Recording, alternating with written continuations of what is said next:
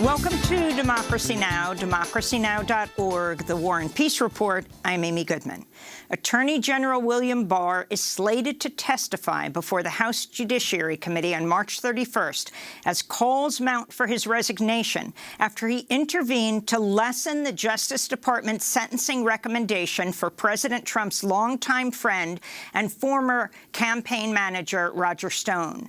Earlier this week, 4 federal prosecutors withdrew from the Stone case, and one resigned from his job entirely after senior Justice Department officials demanded Stone receive a shorter prison sentence than the initially recommended 7 to 9 years, even though the sentence range was based on federal sentencing guidelines. Attorney General Barr's intervention came after Trump went on a late-night Twitter rampage attacking federal prosecutors and calling the initial sentence a miscarriage of justice. After the intervention, Trump tweeted in praise of Barr, quote, "Congratulations to Attorney General Bill Barr for taking charge of a case that was totally out of control and perhaps should not have even been brought," unquote. This comes as a judge has indefinitely postponed the sentencing of former National Security Advisor Michael Flynn, even though Flynn has already pleaded guilty to lying to FBI agents. And Trump's former chief of staff, General John Kelly, is now criticizing Trump during a speech at Drew University in New Jersey, slamming the president over his policies on an array of issues, including North Korea, immigration, military discipline, and Ukraine. In China, the number of confirmed cases of coronaviruses skyrocketed Thursday after authorities changed the diagnostic criteria for counting new cases of the deadly virus. The number of infections in Hubei province, the epicenter of the outbreak, soared to nearly 50,000 and set a new daily record. Nearly 1,400 people have died in China from the virus so far. One of the world's largest trade shows, the Mobile World Congress in Barcelona, Spain, has been canceled amidst fears of the virus's spread, which the World Health Organization says poses a grave threat to the world. Democratic presidential candidate Michael Bloomberg has released his tax plan, under which he would pay nearly $5 billion less under his wealth tax than he would under Senators Bernie Sanders' proposal. That's according to a CBS analysis, which found Bloomberg's plan would also generate far less government revenue than Sanders' plan. This comes as Bloomberg continues to face questioning about newly surfaced audio in which he defends the New York City Police Department's controversial stop-and-frisk policies in 2015 at the Aspen Institute. This is Bloomberg being questioned by reporters about the audio Wednesday.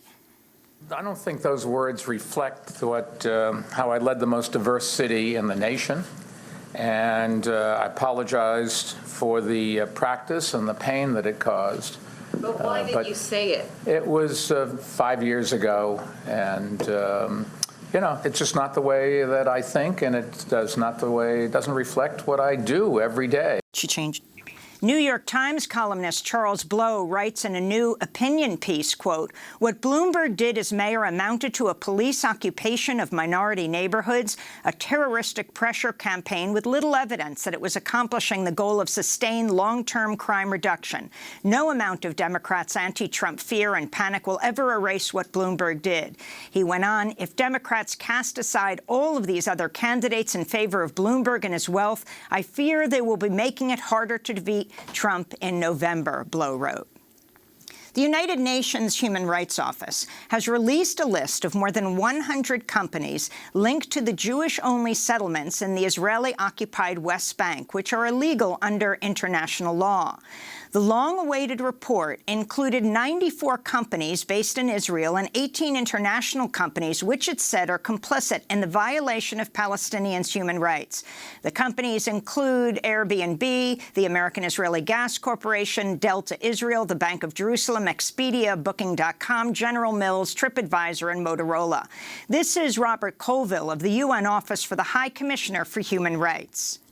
The fact-finding mission highlighted 10 types of business activities it viewed as being of particular concern, given the well-established illegal nature of the settlements in the occupied Palestinian territory and their impact on the daily lives and the human rights of the Palestinian people on whose land the settlements have been built and continue to be built. The UN report does not accuse the companies of violating international law, but it does come amidst the global nonviolent boycott, divestment, and sanctions movement that calls for the boycott of companies linked to the illegal settlements.